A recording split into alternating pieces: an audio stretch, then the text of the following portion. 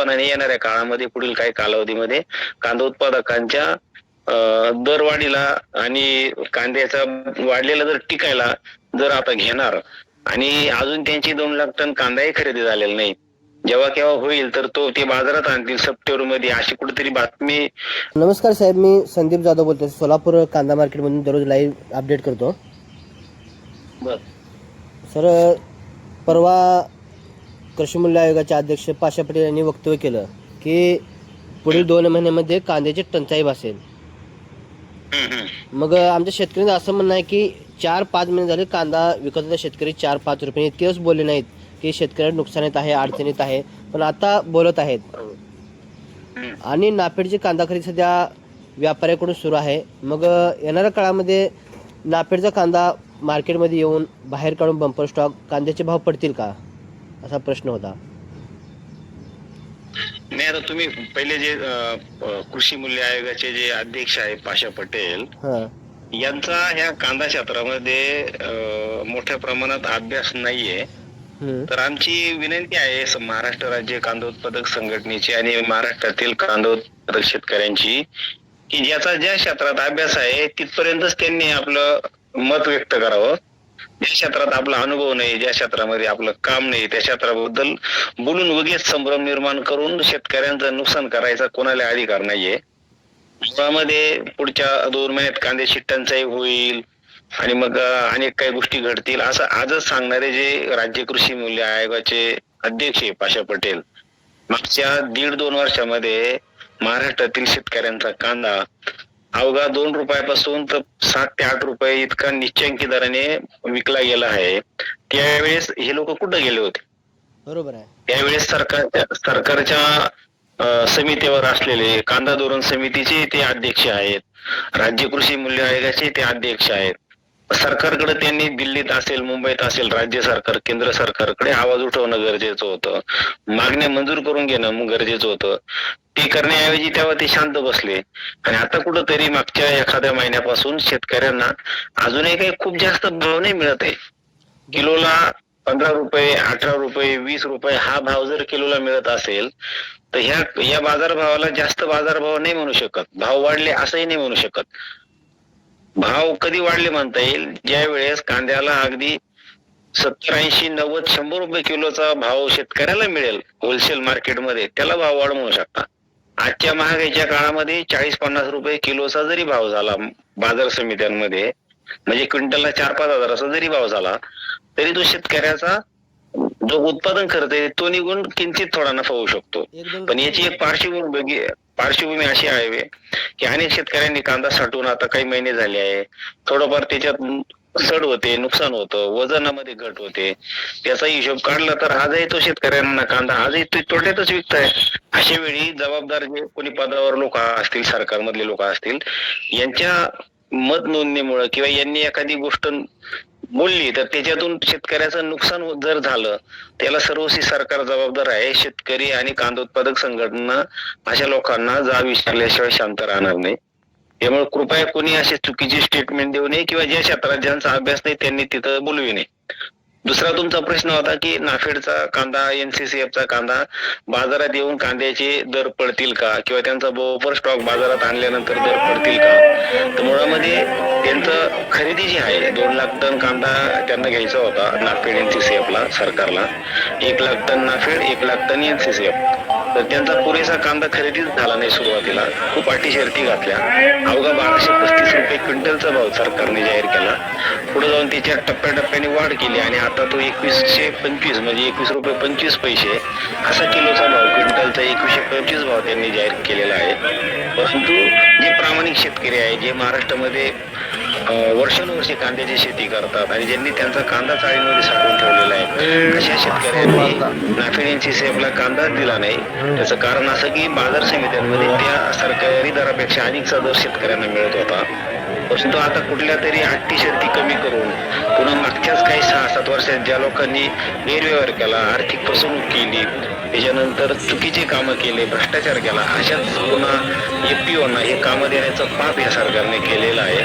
तर त्या माध्यमातून त्याच्या अटी शर्ती कमी केल्या सुरुवातीला दर कमी होता, अटी शर्ती जास्त होत्या, प्रामाणिक शेतकऱ्यांना त्यांचा कांदा दिलाच नाही त्यांनी. आणि आता दर वाढवला शासनाने आणि अटी शर्ती कमी केलाय, म्हणजे 2 नंबर दर्जाचाही कांदा ते आता घेणार. आणि अजून त्यांची 2 लाख टन कांदाही खरेदी झालेला नाही. जेव्हा केव्हा होईल तर तो ते बाजारात आणतील सप्टेंबर मध्ये, अशी कुठेतरी बातमी वृत्तपत्रांमध्ये वाचायला मिळाली.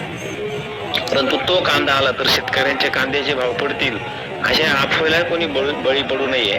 आणि शेतकऱ्यांनी, आपल्या महाराष्ट्रातल्या शेतकऱ्यांनी त्यांच्याकडे साठवणूक केलेला उन्हाळी कांदा आहे रब्बी हंगामातील, आता या कांद्याची आपली टिकवण क्षमता तपासावी.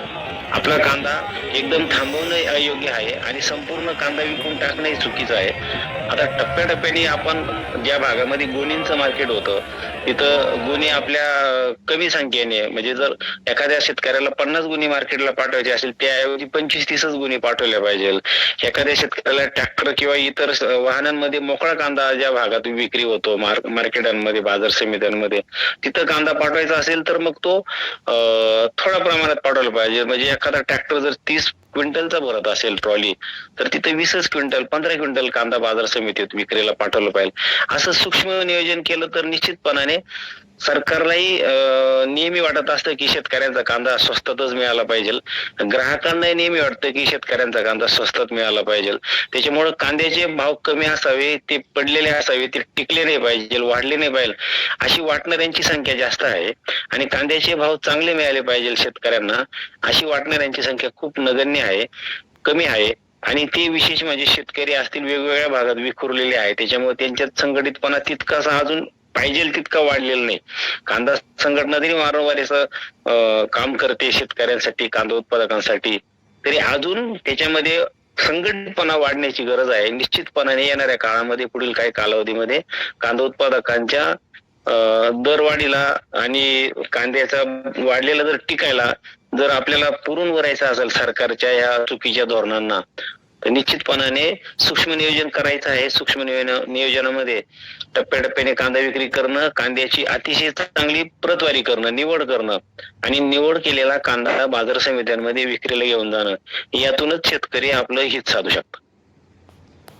साहेब, ज्यावेळेस मार्च, एप्रिल, मे या महिन्यामध्ये अवकाळी पाऊस झाला, कांद्याचं नुकसान झालं, त्यावेळेस ही पाशा पटेल यांची समिती मागच्या 4 वर्षापासून अभ्यास करते आहे. मग आतापर्यंत उठली नाही, झोपेत होते, पण काल परवा झोपेतून उठले आणि म्हणते 2 महिन्यानंतर कांद्याची टंचाई येईल. मग या सरकारचे प्रतिनिधी काय करतायत की शेतकऱ्याला भाव मिळू द्यावा का शेतकऱ्याला कायम मारायचं ठरवलं यांनी? निश्चितपणाने त्यांची समिती 4 वर्षापासून नाही म्हणता येणार. 2025 ला कांदा धोरण समितीची स्थापना केलेली आहे. आणि आता जर सरकारला शेतकऱ्यांना जे काही बाजारभाव मिळवून देण्यासाठी प्रयत्न करायचे, बाजारभाव पाडण्यासाठी, हा तुमचा जो प्रश्न आहे, सरकार हे खाणाऱ्या म्हणजे जे लोक आहेत त्यांचा जास्त प्रमाणात विचार करतात, पिकवलेल्याचा विचार सरकार कमी करतं. हा वारंवार आपल्याला इथून मागे अनुभव आलेला आहे.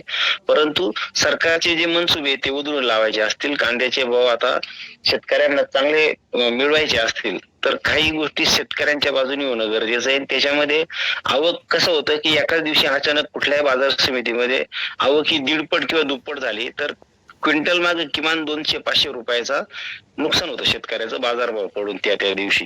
हे टाळायचं असेल याच्यापासून तर निश्चितपणाने कांदा हा थोड्याफार प्रमाणात विकत राहणे, कारण एकदम कांदा थांबवणं विक्रीचा ते पण त्रासदायक आहे, शेतकऱ्यांसाठी नुकसानकारक आहे.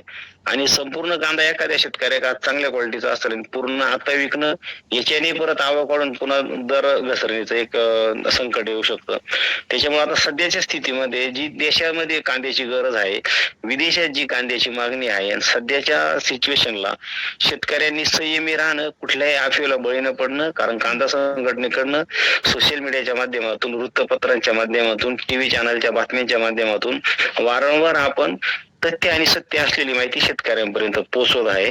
त्याच्यामुळे शेतकऱ्यांनी काही भीती बाळगायचं कारण नाही, कुठल्या अफवेला बळी पडायचं कारण नाही. संपूर्ण जी माहिती आहे कांदा संघटनेकडून वेळोवेळी दिली जाईल. साहेब, आज कांदा उत्पादक शेतकऱ्यांसोबत विरोधी पक्ष नाही ना सरकार नाही, तुम्ही कांदा उत्पादक शेतकरी संघटनेचे संस्थापक अध्यक्ष वारंवार शेतकऱ्यांसोबत आहात. जसे की परवा पाशा पटेल यांनी वक्तव्य केलं, त्यानंतर तुम्ही थोड्याच वेळात अपडेट दिलात की या अफवेला बळी पडू नका, यांनी चुकीचं वक्तव्य केलं आहे, कुठल्याही प्रकारे कांदा जास्त येणार नाही किंवा कमी पडणार नाही याविषयी तुम्ही वारंवार सल्ला देत आहात आणि येणाऱ्या काळात सुद्धा तुम्ही नक्कीच शेतकरी संघटना मजबूत करूया आणि सर्व शेतकरी एकत्र येऊयात. आणि महत्त्वाचा एक साहेब प्रश्न होता की विधानसभेमध्ये देवेंद्र फडणवीस म्हणले की आम्ही मॉरिशसला 1 लाख मेट्रिक टन कांदा खरेदी करू. पुन्हा म्हणले आणखीन कुठेतरी त्यांनी 56,000 मेट्रिक टन कांदा निर्यात करू. पण कुठल्याही प्रकारे यांनी दिलासा दिला नाही. हे फक्त घोषणा झाल्या विधानसभेमध्ये मोठमोठ्या आवाजामध्ये. इकडं सरकार मोठे आवाजात सांगतंय की आम्ही कांदा निर्यात करू, पण पुन्हा त्याची कुठल्याही प्रकारे अंमलबजावणी नाही. याला बोलून आता 4 महिने झाले आहेत. कांद्याचे भाव पडले होते त्यावेळेस म्हणले की आम्ही कांदा उत्पादक शेतकऱ्यांसाठी मदत करू, पण कुठल्याही प्रकारे यांनी आणखीन नियोजन केलं नाही किंवा कुठल्याही प्रकारे अनुदान दिलेलं नाही. काय म्हणा? निश्चित तुमचा हा मुद्दा अतिशय महत्वाचा आहे.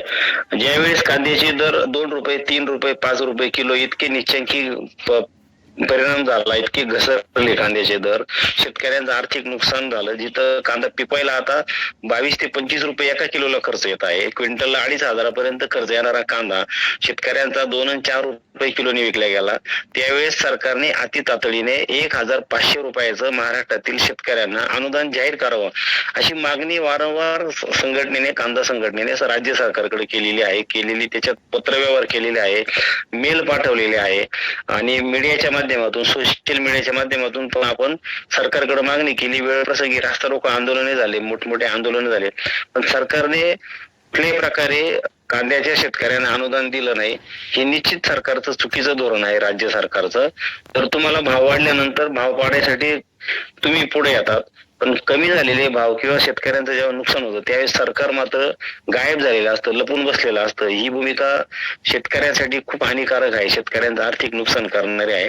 तर अजूनही त्या मागणीवर आम्ही ठाम आहोत आणि पाठपुरावा सुरू आहे की ज्या शेतकऱ्यांचा मागील काही वर्ष 6 महिन्यामध्ये कमी किमतीत कांदा विकला गेलेला आहे त्या शेतकऱ्यांना अति तातडीचं 1,500 रुपये प्रति क्विंटल या बाजारभावाप्रमाणे अनुदान वितरित करावं, जाहीर करावं, त्याची घोषणा करावी अशा मागणीसाठी आम्ही पाठपुरावा करत आहे.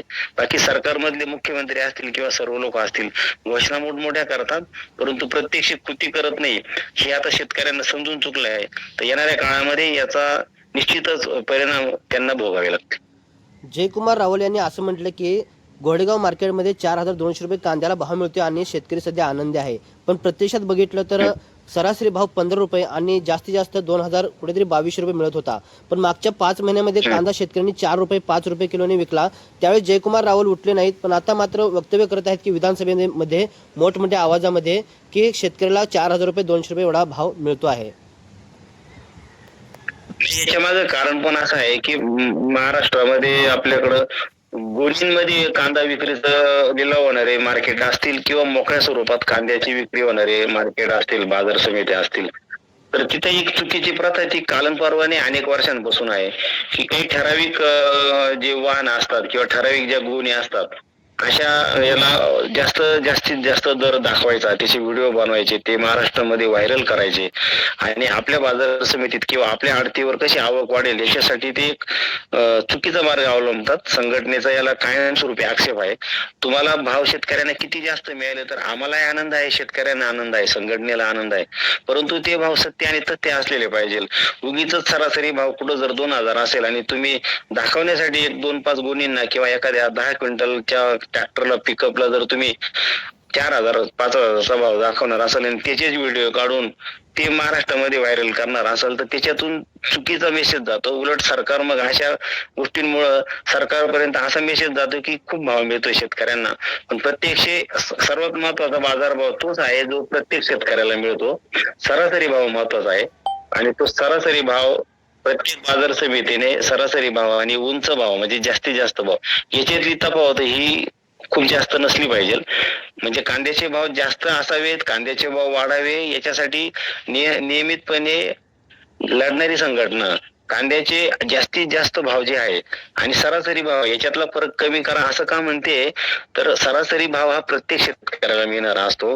तर उंचातील उंच भाव हा कुठंतरी काही ठिकाणी तर शेतकरी नसतात, काही आडतदारच त्यांच्याच स्वतःच्या 5-10 गुणी तिथं ते आडतीत दाखवतात, त्याचं कुठल्या तरी डुप्लिकेट पावत्या बनवतात आणि शेतकऱ्यांची दिशाभूल करतात. आणि सरकार असे काही बाजारभाव घेऊन जर त्यांची जाहिरातबाजी करणार असेल आणि त्याचा डंका पिटणार असेल तर ते निश्चितपणाने चुकीचं आहे. सत्य परिस्थितीमध्ये तथ्य असलेले भाव ज्या शेतकऱ्यांना मिळतात सरासरी, तेच अंतिम महत्वाचं आहे. त्याच्यातूनच शेतकऱ्यांचा फायदा होणार आहे. त्याच्यामुळे चुकीचे बाजारभाव काढणाऱ्या बाजार समित्या किंवा आडतदार यांच्यावरती येणाऱ्या काळामध्ये कांदा संघटनेच्या माध्यमातून योग्य ती कारवाई केली जाईल. सर्वांनी संयमाने, शांततेत आणि शिस्तप्रिय पद्धतीने कांद्याचे लिलाव करावे. शेतकऱ्यांचे कांदा विक्रीचे जे काही पेमेंट असेल ते वेळोवेळी त्याच दिवशी अति तातडीने अदा करावेत, त्यांना देऊन टाकावे. शेतकऱ्यांचे पैसे कुठल्याही बाजार समितीने, कुठल्याही आडत्याने शिल्लक ठेवू नये. जास्त दिवसाचे कुठे चेक देतात, 20-25 दिवसाचे, महिनाभराचे, कुठंतरी पावत्या पेड झाल्या असं दाखवतात, पण ऍक्च्युली ते पेड झालेले नसतात. तर हे येणाऱ्या काळामध्ये 100% याच्यावरती कांदा संघटनेकडून योग्य ती कारवाई केली जाईल. धन्यवाद साहेब. शेतकऱ्यांना तुम्ही साथ देताय. शेतकरी संघटना सध्या मजबूत होते हळूहळू, आणि तुम्हाला येणाऱ्या काळामध्ये आपली कांदा उत्पादक शेतकरी संघटना मजबूत हो आणि शेतकऱ्यांना असंच मोठे मोठे असं दिलासा देण्याचं आणि काम मोठं करण्याचं, शेतकऱ्यांसोबत राहण्याचं तुम्हाला खूप खूप अशा शुभेच्छा. नक्की. तुम्हाला पण धन्यवाद.